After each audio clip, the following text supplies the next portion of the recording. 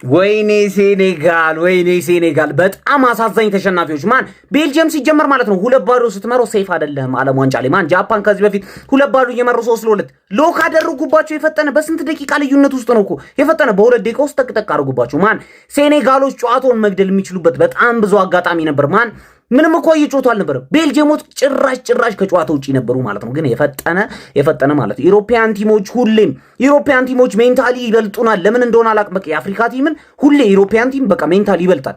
2-0 እየተመሩ ቤልጅየሞች እኔ እየፈሯቸው ነበር። በቃ የሚያሸንፉ እየመሰለኝ ነበር። ኢቭን ዶ አንድ እንኳን ኳሊቲ ያለው ተጫዋች ባትጠሩ ማለት ነው። የቤልጅየም አሁን ሙሉ ተጫዋቾቻቸው እኮ ሞተዋል እኮ። ግን ማለት ነው በቃ ሜንታሊ ይበልጣሉ። ለምን እንደሆነ አላ ሉካኮ እንዳገባ ኳሱን ይዞት ሜንታል ምናምን አላቸው።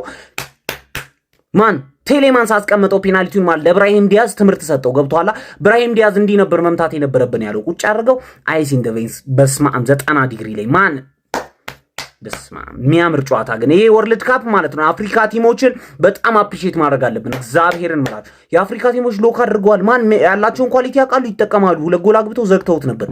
በጣም የሚያሳዝኑ ተሸናፊዎች ነው። ትሮሳርድ ጎል 2-2 ቤልጅየም ባለቀ ሰዓት አስቆጠሩ። ሊያንድሮ ትሮሳርድ አስደናቂ ኳስ አሻገረ።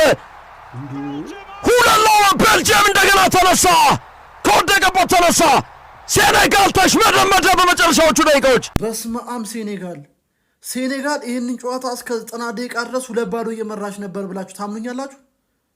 እስከ 90 ደቂቃ ድረስ 2-0 እየመራች ነበር። ከ90 ደቂቃ በኋላ 2 ገብቶባት ነው 3-0 የተሸነፈችው። ኤክስትራ ላይ 3 ገብቶባት።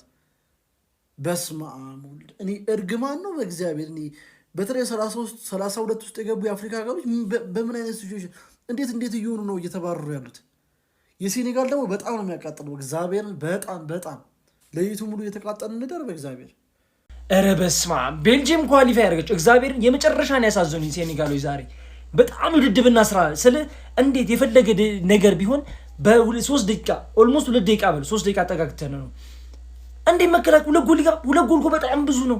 85 88 በመድኃኒዓለም ስም አይመጣውም። እግዚአብሔርን የማይመጣው ነገር ጭራሽ 56 አይ ቲንክ እስከ 60 ሬንጅ ባለው ውስጥ ነው። ዴብሮይናንም ዶኩንም አስወጥቶ ሰውየው ሉካኩና ሌሎች ተጫዋቾችን አስገባ። በቃ እኔ እንደዛ ስታስገባ ሴኔጋል ዊን አረገች ምናምን ብዬልሃለሁ። ግን እግዚአብሔር ምን እንደነካቸው አላውቅም። ሉካኩ ከገባ ያገባል አለቀ። ከዛ ምን አረገ ቴሌማንስ አባቴ የሚገርም ኳስ አገባ ቴስታ። ከዛ ኤክስትራ ታይም ገቡ። ኤክስትራ ታይም ላይ ራሱ የማይሆን ፋውል ተሰራ ታየ። ፔናልቲ የሚያሰጥ ነበር፣ ፔናልቲ ሰጠ፣ ኳሊፋይ ያደረጉ። እግዚአብሔር በጣም ነው ያሳዘኑኝ ሴኔጋሎች። እንዳለ አፍሪካ ቲም እየወደቀ ነው ያለው። በጣም እግዚአብሔርን የመጨረሻ ቀሽም የሆነ ቲም ቢኖር ማለት ነው ሴኔጋል። ሳዲዮ ማኔ ፈርስት ሃፍ ሰከንድ ሃፍ 2 ተጫዋች ሆኖ ያዩት። ፈርስት ሃፍ አሪፍ፣ ሰከንድ ሃፍ ምን ሆነ ነው? ቆይ ጌሙን መጨረስ የምትችሉት መግደል የምትችሉትን ጌም ለምንድን ነው የምትቀልዱት? ማግባት ማአት ጎል እኮ ነው ማግባት የሚችሉ የነበረው ሴኔጋሎች እኮ። ስንት ኳስን ስትቀልዱ ለምንድን ነው እንደዚህ የምትሆኑት? ሲሪየስ አትሆኑም እንደ ጌም ላይ ቺል ታደርጋል። ዓለም ዋንጫ እኮ ነው። ምን ማለት ነው ይሄ እንዴ?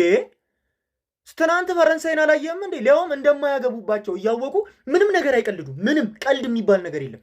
ትቀልዳለህ፣ ትስቃለህ ሜዳ ውስጥ። ይሄ ነው የሚፈጠረው። ሲቀጥል የሴኔጋል አሰልጣኝ ቀሽም ከስተቱ የማይማር ስንት ጊዜ ነው ስንት ጨዋታ ላይ 3 የምድብ ጨዋታ ላይ። ከዛ አሁን እንዴት ነው ከስተት የማትማረው? ምን ማለት ነው? ሜንዲን ቤቻ አድርገህ መጀመር። ሜንዲ እኮ አንተ ሻምፒዮንስ ሊግ ያለው በረኛ እኮ ከቼልሲ ሻምፒዮንስ ሊግ እንዲያነሱ ካረጉ ተጫዋቾች መካከል አንዱ እኮ ሜንዲ እኮ ነው። እንዴት ነው ሜንዲ ምን ተሳስቶ ነው? ቆይ ሜንዲን ቤንች ያረክበት ምክንያት ኩሊባሊሽ ያጠፋ? አረ ሜንዲ የሚያጠፋ ኮርቷ እኮ ይሳሳታል እኮ ለቤልጅየም ግን ኮርቷ አይነካም። ላመንስ የሚባል በረኛ እያለው አይነካም ኮርቷ። ምክንያቱም ቢሳሳትም ኮርቷ ነው እንዴ። ይቀድም እኮ ያበረኛ እንዲስቶት እኮ ነው ኳሱን እኮ የገባው ሁለተኛው ጎል አይተዋል። እዚህ ጋራ ዋጋ አትከፍልም ነበር ሜንዲ ቢሆን ኖሮ በረኛ ጭራሽ ዋጋ አትከፍልም። ይመልሰዋል እሱን ኳስ። ሲቀጥል የሚወጣና የማይወጣ ኳስ ያውቃል ሜንዲ። የሚቀለብ ቀላል ኳስ እኮ ነው የገባባቸው እንዴ። ከዛ ደግሞ እሱም ሳያንስ ያንተ ሜንታሊቲ እንዴት ነው የወረደው እንዴ? አሰልጣኝ እኮ ነህ። እንዴት ነው በዚህ ልክ ሜንታሊቲው የሚወርደው? ስንት ተጫዋችን የቀየሩ ግራ ገቦ የሚሰራውን ስራ ምን ማለት ነው ይሄ እንዴ? ምንድነው ይሄ? አልገባኝም። ይኸውልህ አንድ ነገር እንድታውቅ የምፈልገው እኮ የያዝከው ቲም ሴኔጋልን ነው አይደል? ሴኔጋልን ከሆነ ጥቁሮች ናቸው። ጥቁሮች ደግሞ የሆነ ነገር ከተፈጠረባቸው ሜንታሊቲ ይወርዳል፣ ይጎዳሉ። በቃ ይሄን ማወቅ አለብህ። እንዴት ነው ሜንዲን ቤንች አድርገን መጀመር? ኩሊባሊን እሺ አጥፍቷል ብለህ ቤንች አደረከው። እሺ ዲዩፍን ለምንድን ነው ቤንች አድርገህ የገባው እንዴ? ምንም ምክንያት እኮ የለውም እኮ አሁን ይሄን ለማድረግ። ሲጀምር የሴኔጋል አሰልጣኝ ያ ድሬዱ ሰውዬ ነው። እግዚአብሔርን ይሄ ድሬዱ ሰውዬ እንደዚህ አይነት ነገር አያውቅም። ፊቱን አይተህ ትፈራዋል። ትቀልዳለህ እንዴ? ጭራሽ አይቀልዱም። እንደዚህ ይሄ ጎል ላይ ምን እንደዚህ አይነት ነገር አያውቅም። ያስወጣዋል ማስወጣት ካለበት። አንተ እኮ ማንን እየፈራኸው ማለት ነው? ያ ድሬዱ ቢሆን ዛሬ 2-0 አሸንፎ ነው የሚወጡት። ኧረ በስመ አብ ጭራሽ እንደዚህ ነገር አይፈጠርም ነበር። ልንገርህ ሴኔጋል አሳዛኝ ወደ ይበላችሁ ግን ወይኔ ሴኔጋል። እኔ ከአፍሪካ ቲሞች በጣም የሚመቹኝ ሴኔጋል ነበሩ። ወይኔ ሰው እንዴት ነው 2-0 እየመራ እስከ 85 ደቂቃ ድረስ 3 ገብቶበት የሚሸነፈው? በዛ ሰዓት ፔናልቲ እንዴት ይሰጣል? በጣም ያናድድ ሽንፈትና በጣም ያሳዝን ሽንፈት። ወይኔ አፍሪካ ቲሞች ግን ስማ በጣም ነው ችግር ያለባቸው። በጣም እኔ በእግር ኳስ ዓለም ብዙ ዘልዛላ ቡድን አይቻለሁ፣ ግን አፍሪካዊ ዘልዛላ ብዙ ጊዜ አይገጥመኝ። ሴኔጋል ዛሬ ከዘልዛላም ዘልዛላ ቡድን ይሆን ተቃጠልኩኝ፣ ነደድኩኝ፣ ምንም በማያገባ በቃ እኔ ኦፊሻሊ ዛሬ ጥቁር አይደለሁም። በቃ ከጃለሁ። እኔ ሲጀምር ሀበሻ ነው። ምን አገባኝ ስለ ጥቁር እንዴ?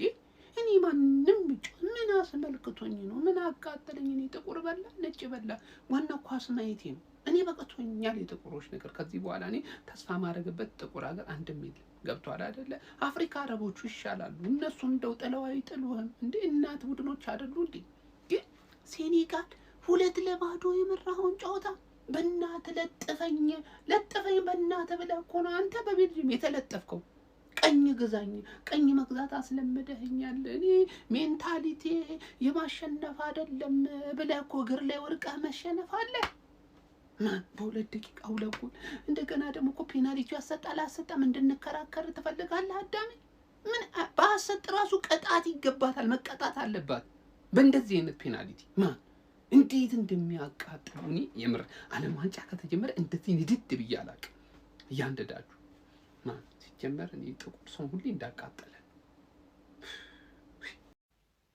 ምን አይነት ጨዋታ ነው? ምን አይነት ጨዋታ ነው? ግራ በስላሴ ስም እንደው ያመለጣችሁ የተኛችሁ ምናምን RIP ሁሉ የጨዋታውን ይዘት አይነት ውበት እንዳለ የቀየረው ፔናልቲ ያሰጣል አያሰጥም? ምንድን ነበር የተሰማችሁ እናንተ በዛ ቦታ ላይ ብትሆኑ? ምንድን ነበር የተሰማችሁ? ልውጥውጥ ነው ያደረገው ጨዋታው። ልውጥውጥ አክቹሊ ከ86 በኋላ ነው ጨዋታው የተቀየረው። ግን ምንድን ነው ፔናልቲው ያላችሁ ሐሳብ? አፍሪካውያን ግን እኔ ከሞሮኮ ቀጥሎ ማለት ነው ወይላችሁ በአፍሪካ ውስጥ ማለት ነው ከሞሮኮ ቀጥሎ ለሴኔጋል ነው ሁለተኛ ሲቋጥር የነበረው። እርሜን በቋጥርላት ከ80 ደቂቃ በኋላ ያለባችሁ ምንድነው ያለው? እንደ አፍሪካ ምንድነው ያለባችሁ እንዴ?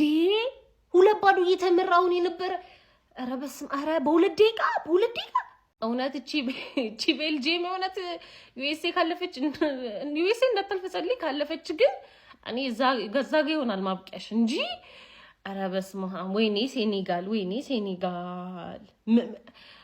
ድራማ ስክሪፕት የሆነ ወርልድ ካፕ ዲስ እኮ የማይገባኝ የአፍሪካ ቡድኖች 88 ደቂቃ በስርዓት ትጫወቱና ትከላከሉና 2 ደቂቃ የት ነው ቀልባችሁ የሚሄደው? ምግብ ነው? መጠለያ ነው? እርሻ ነው የሚያሳስባችሁ? ምንድናችሁ ግን? ኢትዮጵያን ብትሄድ ልዩነቱ ከነ ሴኔጋል ምናምን 90 ደቂቃ ሳትመራ መውጣት ነው። በቃ አለቀ። እሱ ደግሞ ግልግል ነው።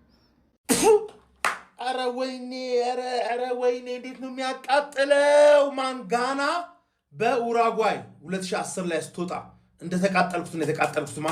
ከሁሉም የበለጠ መደግፈው ቡድን ሴኔጋል ከ2-0